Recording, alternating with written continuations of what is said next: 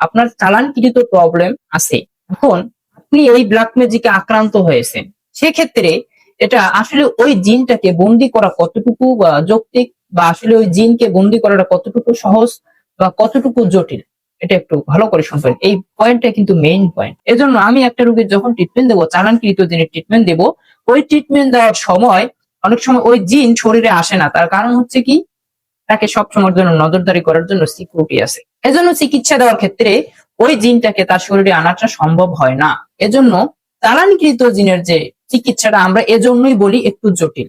এই চালানকৃত জিনকে শরীরে সরাসরি সশরীরে নিয়ে আসে, তাকে বকানো, তার সাথে কথা বলাটা খুব একটা সহজ ব্যাপার হয় না, আমাদের জন্য এটা কঠিন হয়ে যায়। এটার জন্য তাই বলে এমনটা না যে ওনার চিকিৎসা করলে উনি সুস্থ হবে না, এটা ভুল ধারণা। আসসালামু আলাইকুম সম্মানিত ভাই, আপনারা দেখছেন হোসেন মিডিয়া। প্রতিদিনের মতো আজকে একটা বিষয় নিয়ে আপনাদের সামনে উপস্থিত হলাম। তো আজকের বিষয়বস্তু হচ্ছে যে যদি কারো উপরে জিন চালান করা হয়, তো সেক্ষেত্রে চালান করা হলে ওই ব্যক্তির চিকিৎসা কিভাবে করতে হবে, বা এই চালানকৃত জিনকে আসলে কি বন্দি করা সম্ভব, অথবা এই জিনকে চালানকৃত কেন বলা হয়, এটার কারণটা কি, আসুন বিস্তারিত পুরো ভিডিওতে আমি এই বিষয়টা নিয়ে আলোচনা করব। তো ভাই, মূল আলোচনায় যাওয়ার আগে একটি কথা না বললে নয়, যদি আপনি আমার চ্যানেলে নতুন সদস্য হয়ে থাকেন তাহলে অবশ্যই আমার চ্যানেলটাকে সাবস্ক্রাইব করে নোটিফিকেশন অন করে দিবেন, কারণ আমি প্রতিনিয়ত জিন ও জাদুর চিকিৎসা সম্পর্কে একটি করে ভিডিও আপলোড দিয়ে থাকি। তো ভাই চলুন আর বেশি কথা না বলে মূল আলোচনায় যাওয়া যাক। তো ভাই দেখেন, আমি আপনাদেরকে একটা কথা বলি, সেটা হলো কি, যে সমস্ত ব্যক্তিকে চালান করা হয় বা যে ব্যক্তির উপরে আপনার জাদু করা হয়, ব্ল্যাক ম্যাজিক করা হয়, ওই ব্যক্তির উপরে প্রভাবটা কি রকম টাইপের হতে পারে, এই বিষয়টা নিয়ে একটা ভিডিওতে আলোচনা করা আছে। আপনারা চাইলে ওই ভিডিওটা দেখতে পারেন, আমার এই ভিডিওর নিচে আপনার ওই লিঙ্কটা আমি দিয়ে দেব। তো এখানে কথা হচ্ছে কি, চালানকৃত যে শব্দটা, প্রথম পার্ট আমরা যে কথাটা বারবার আমরা যে বলি চালান করা, চালান করা হয়, এই চালানকৃত শব্দটা এটা কি আসলে কোরআন ও হাদিসে এটা এই শব্দটা কি কোথাও আছে, বা এটা আসলে কেন বলা হয়, আমরা এটা এই শব্দটা কেন ব্যবহার করি, এটা কিন্তু আমাদের জানা অত্যন্ত জরুরি। দেখেন, চালানকৃত জিন এই শব্দটা কোথাও কোনো দলিল নাই, এই শব্দটা কোথাও উল্লেখ করা নাই। অর্থাৎ এটা আমরা কেন বলি, এটা বলার কারণ হচ্ছে যে সাধারণত দেখেন, যে কেউ যদি কোনোভাবে আইনি জটিলতায় সমস্যায় পড়ে, আসামি যদি ধরে নিয়ে যায়, নিয়ে যাওয়ার পরে আসামিটাকে কোর্টে নিয়ে যায়, সেক্ষেত্রে কিন্তু বলা হয় যে ওনাকে চালান করা হইলো। এই যে শব্দটা ব্যবহার করা হয়, অর্থাৎ আরেক জায়গায় নিয়ে যাওয়াকে কিন্তু বলা হয় চালান। এজন্যই আমরা চালান ব্যবহার করি, এজন্যই যে কেউ একজন আপনার উপরে শত্রুতা করে, শত্রুতার জেরে কবিরাজের কাছে গেছে, কবিরাজের সাথে পরামর্শ করছে, ওই কবিরাজে আপনার উপরে একটা জিনকে প্রয়োগ করছে, এজন্য আমরা বলি চালান করা হলো, চালান করা হয়েছে। এখানে চালানকৃত শব্দটা মানে কোথাও নাই, কোরআন হাদিস কোরআন সুন্নাহর আলোকে এটা কোনো দলিল নাই, এই কথাটা কোথাও উল্লেখ করা নাই, কিন্তু আমরা এটাকে ব্যবহার করি। চালান করা হয় বিশেষ করে একজন ব্যক্তি আর একজনের উপরে যখন এটাকে প্রয়োগ করে, এজন্যই আমরা বলি এটাকে চালান করা হয়েছে। এখন মূলত এটার মূল যে কথাটা হবে, এখানে জাদু করা হয়, জাদু যেটাকে বলা হয় ব্ল্যাক ম্যাজিক। রাসূল সাল্লাল্লাহু আলাইহি ওয়াসাল্লামকে ব্ল্যাক ম্যাজিক করা হয়েছিল, এটার সূত্র আছে।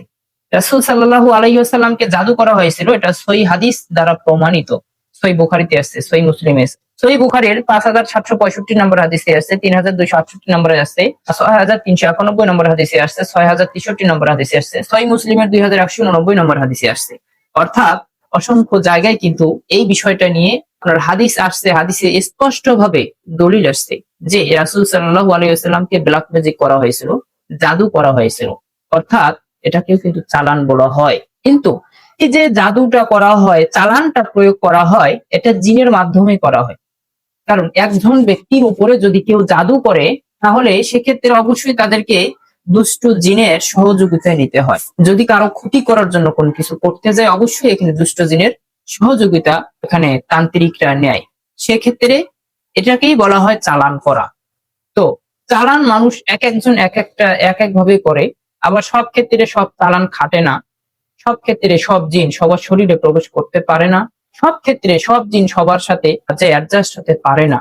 এজন্য কিছু কিছু চালান তাদের মিস্টেকও হয়, আবার কিছু কিছু চালান ইনস্ট্যান্ট যে তাকে অ্যাটাক করে।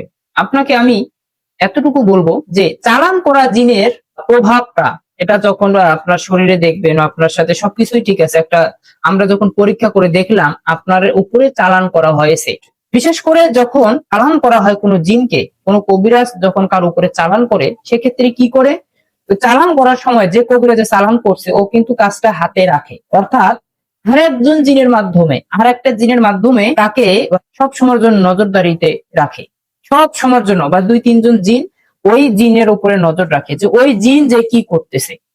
এই যে দেখেন ওই জিনগুলোকে কিন্তু সে কি করে, সে পালে, দাসী হিসাবে পালে, তাদেরকে ভয় ভয় ভীতি বিভিন্ন রকম তাদেরকে মৃত্যুর হুমকি ধামকি দিয়ে ওই জিনগুলোকে তারা পালে, অর্থাৎ 4-5 জন জিন দিয়ে আবার ওর খবর নিচ্ছে ও ওখানে কি করতেছে। আবার যখনই ওরা আবার ওখানে বিপদে পড়লেও এরা সহযোগিতা করবে, ওরা ও বিপদে পড়লেও কি করবে, এরা সহযোগিতা করে ওই জিনকে আবার ওখান থেকে ফেরত নিয়ে আসবে। বুঝেন, রাসূল সাল্লাল্লাহু আলাইহি সাল্লামকে জাদু করেছিল, উনি কিন্তু ট্রিটমেন্ট নিয়েছেন, উনি ওনার নিজের চিকিৎসা উনি নিজে করেছেন, উনি কিন্তু সুস্থ হয়েছে। এর বিষয় ওই জিনকে যে নিয়ে আসে বকাইতে হবে, জিনকে যে নিয়ে আসে হাজির করাইয়া তার চিকিৎসা দিলে সে সুস্থ হবে, তাছাড়া সে সুস্থ হবে না, এটা কিন্তু সম্পূর্ণরূপে একটা মানে অযৌক্তিক কথাবার্তা। কারণ আপনাকে বিশ্বাস রাখতে হবে, মনে প্রাণে বিশ্বাস রাখতে হবে আল কোরআনের কাছে। সারা পৃথিবীর মধ্যে যত তান্ত্রিক, যত জাদু, যত জিন, যত দুষ্ট জিন আছে, সবাই মাথা নত করতে বাধ্য।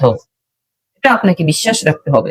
কারণ আমি বিশ্বাস করি, আমি যখন কোনো রোগীকে ট্রিটমেন্ট দেই, আমি আল্লাহ তাআলার উপরে তাওয়াক্কুল করে চিকিৎসা শুরু করি, আলহামদুলিল্লাহ আমি যে রেজাল্ট পাই তো খারাপ বলতে পারবে না, কোনো পেশেন্ট বলতে পারবে না যে জিনের চিকিৎসা নেওয়ার পরে রোগীটা আমার কাছ থেকে খুব একটা খারাপ রেজাল্ট পাইছে।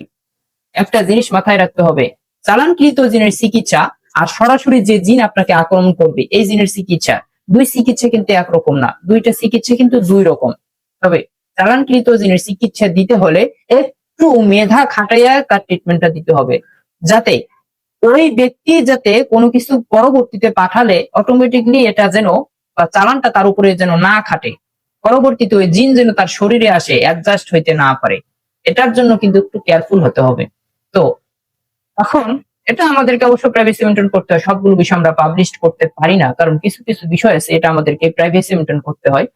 তো একটা জিনিস মাথায় রাখতে হবে, সব ক্ষেত্রে সব জিনের চিকিৎসা একরকম না, এই জিনিসটা মাথায় রাখতে হবে। চালানকৃত জিনের চিকিৎসা তুলনামূলক একটু কঠিন হয়, বা যদি সিস্টেম জানা আপনার জানা থাকে, ট্রিটমেন্ট নিচ্ছেন কোনো কবিরাজের কাছ থেকে, যদি উনি এই বিষয়গুলো যদি সে ভালো করে বুঝতে পারে, তাহলে আমি মনে করি উনি আপনার ট্রিটমেন্ট দিয়ে আপনাকে সুস্থ করতে পারবে, এটা আমি বিশ্বাস করি।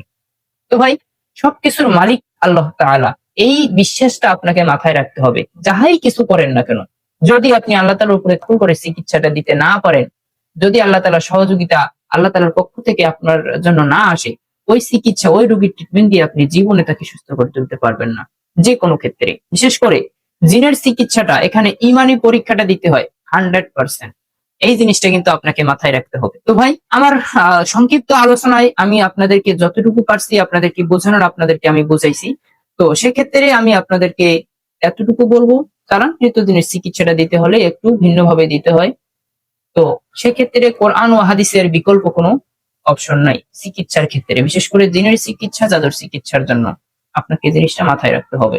যাদের আপনাদের চালানকৃত জিনের সমস্যা, ব্ল্যাক ম্যাজিকে যারা আক্রান্ত আছেন, আপনারা যদি ভালো কোনো চিকিৎসক আপনাদের আশেপাশে কোথাও না পান, অবশ্যই আপনারা চাইলে আমার সাথে আপনারা যোগাযোগ করতে পারেন।